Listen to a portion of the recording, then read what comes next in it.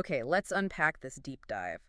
Our subject today is a man who didn't just reject comfort, he actively sought inner freedom by living completely outside the lines of civilization. And not just outside, but in direct opposition to them. Right. We're talking about a man who literally set up his home in a large storage barrel. We are talking about Diogenes the Cynic. That's a fascinating objective to set for yourself, and we're going beyond just the usual historical trivia today.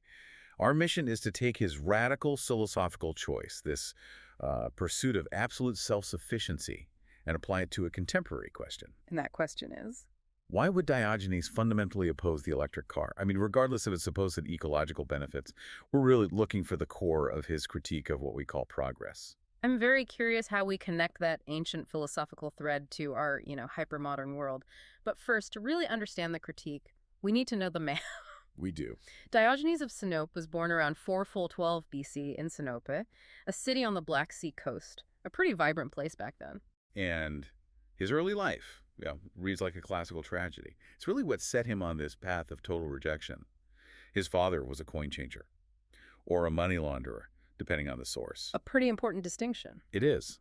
And he was implicated in a huge public scandal, the debasement of the city's currency.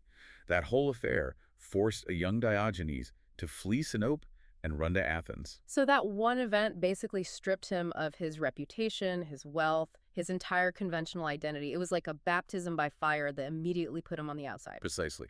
Arriving in Athens, he had this realization that he had been, in a way, liberated by misfortune. He found his way to Antisthenes, who founded the Cynic school of philosophy. And this wasn't just a casual change in thinking, right? Oh no, this was a total intentional transformation. He chose to live, quite literally, like a dog. And his life just kept testing that commitment to freedom. Tell us about the pirate incident. It's an incredible story. While traveling later in life, he was captured by pirates and put up for sale on the slave market in Crete. Wow. Talk about irony. The fiercest advocate for inner freedom becomes actual property. Exactly. But what's so remarkable is how he used the slave auction itself to demonstrate his philosophy. How so? When the auctioneer asked him what he was good for, Diogenes supposedly replied, "I know how to govern men. Sell me to someone who needs a master." That's unbelievable. And he was purchased by a wealthy Corinthian named Xeniades. But instead of, succumbing to servitude, Diogenes ends up tutoring Xeniades' children, teaching them virtue and self-reliance. He basically turned his own enslavement into a teaching platform. He just refused to let his external circumstances dictate his internal freedom. Never. And this brought him to Corinth, which is where he spent the rest of his days living in that famous barrel, or a large ceramic tub, more accurately. He wasn't destitute. He was demonstrating a life without need. And just for context on the scale of his legacy, the sources point out he died on the exact same day as Alexander the Great. June 10, 323 BC. It's perfect historical framing, isn't it? It really is. Two giants exit the stage at once. One obsessed with conquering the entire external world, and the other obsessed with mastering the internal self. It just highlights his whole philosophy right there. Yeah, absolutely does. Okay, let's shift into the core of that philosophy. The way he lived was meant to be a provocation, which leads us to that famous name, Cynic. The sources explain that the name comes from the Greek word kion. Meaning dog. Meaning dog, right. And he wore that badge with pride. It meant living according to nature, rejecting all the complex artificial rules of society. Dogs don't care about manners or social status or fancy houses. They just exist. And Diogenes lived that way, performing his philosophy in public sleeping, eating, everything right where he stood. He actively disdained wealth and luxury. But we have to be really clear for you listening. Sources suggest he was not seen by his contemporaries as just a beggar or some desperate man. That's the key distinction, isn't it? It's the essential intellectual distinction. He wasn't the victim of circumstance. He was a man of supreme philosophical courage. His lifestyle was a deliberate demonstration of inner freedom, a state he called autarkia. Autarkia. Self-sufficiency. Can you expand on what that meant for him? Because for us today, self-sufficiency often means having a fully stocked pantry or maybe a backup generator. For Diogenes, it wasn't about possessing things at all. It was about possessing nothing external that you needed to survive. Autarkia literally means self-rule. You aren't ruled by your desires or by social pressure or by the marketplace. So every object you acquire, every comfort you get used to is like a small chain? A small chain of dependence, yes. He believed the ideal life was minimalist, even nomadic. The closer you got to nature, the freer you became. He looked at Greek civilization, with its theaters and politics and fancy pottery, as being utterly trapped by its own dependencies. His whole existence was basically a public service announcement against that. Exactly.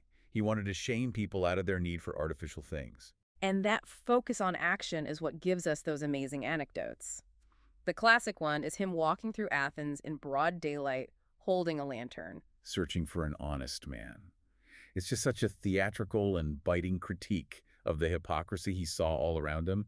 He didn't write dense books, he acted out his philosophy. And then there's the confrontation that just sums everything up. Alexander the Great, the most powerful man in the world, seeks him out, offering him any wish he desires. Alexander, standing over the world in his armor, asked Diogenes, who was sitting in his barrel, what he could possibly do for him. And Diogenes' response, Get out of my son. "Get out of my son." It's the ultimate statement. Diogenes valued a simple, uninterrupted ray of sunshine, provided freely by nature, more than all the wealth and power of the most powerful man on earth. That's incredible. The only power that truly matters is the power to need nothing. That's it. So if he were alive today, he wouldn't be writing philosophical papers. He'd be a fiercely moral, minimalist activist. Maybe an anti-consumerism influencer who gets famous just from the sheer provocation of his lifestyle. Okay, this brings us to the deep dive application. We have a man who defines freedom by rejecting complexity, dependency, and technological novelty. Now, we introduce him to the pinnacle of modern clean transportation, the electric car. The sources are clear. He would be totally opposed to it. He'd see the EV as the perfect symbol of modern self-imposed servitude. But wait a second. The EV is often championed precisely because it's seen as a moral good. It's cleaner, it reduces local pollution, it's supposed to lead us toward a more virtuous, ecologically conscious future. Why would a man who preached a return to nature object to cleaner air? Because for Diogenes, the problem isn't the exhaust pipe. The problem is the complexity and the dependency built into the object itself. Ah, I see. He would argue that society has just substituted one trap for another, one set of dependencies for a far more complex and global set. Any invention that complicates life or requires external infrastructure to function is, by his definition, an enemy of virtue. So the easy isn't a solution, it's just a new, more complicated form of the same old trap. Precisely. Diogenes would look at that vehicle and see a technological excess that utterly violates autarkia. Let's break down the layers of dependency that would anger him. It's not just the cost of the car itself. Not at all. The layers are global. A simple gas car requires dependence on oil and local fueling stations. An EV, while cleaner locally, requires radical dependence on things far outside the self. Like what? Global supply chains for specialized parts, complex software that needs constant updates, and most crucially, the batteries. The battery dependency is the key here, isn't it? It's the ultimate contradiction of self-sufficiency. That battery requires reliance on rare earth minerals, mined in distant lands, often under ethically dubious circumstances. It takes incredible energy just to process and manufacture them. So you're literally relying on a complex, global, extraction-based economy for your freedom. You are. Diogenes, who only needed the sun and rain, would view that as utter madness. And then there's the infrastructure dependence. You don't just park your EV in the woods and live off the land. No, you need a charging network, a robust power grid, specialized maintenance. You can't fix a software bug with a simple wrench. For Diogenes, needing to plug into a giant, opaque external power structure is the opposite of being your own master. The vehicle forces you to be a slave to innovation and infrastructure. I wonder, though, and this is a challenge for the Cynic, would he criticize a simple wooden cart that also requires labor and skill to build? Where does he draw the line between a useful tool and a violation of freedom? That's a great question. The line is drawn at necessity and complexity. A cart is simple, it's repairable with local materials, and it just facilitates local movement. An EV is designed for luxury, speed, and manufactured necessity. It's built on technologies you can't understand or fix yourself. Right. It forces reliance on experts and the global market. Diogenes focused on minimizing needs down to the absolute biological essentials. The EV facilitates luxury travel, which you would see as a complete distraction. So it substitutes true, hard-won self-reliance with the illusion of it, all packaged neatly under the guise of ecological virtue. That's the core realization. Diogenes is a radical mirror for our own lives. He teaches us that true freedom comes not from having the newest, most efficient, or even the most ecologically sound technology, but from minimizing external needs entirely. The simplest life is, by definition, the freest life. That is the ultimate takeaway from this deep dive.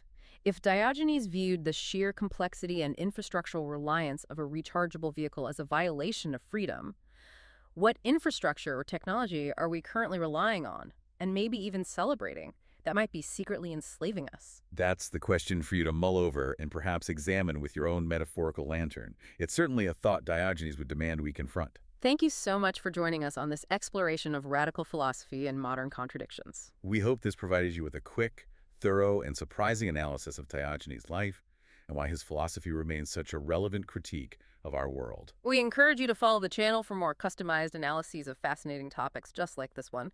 We'll catch you on the next deep dive.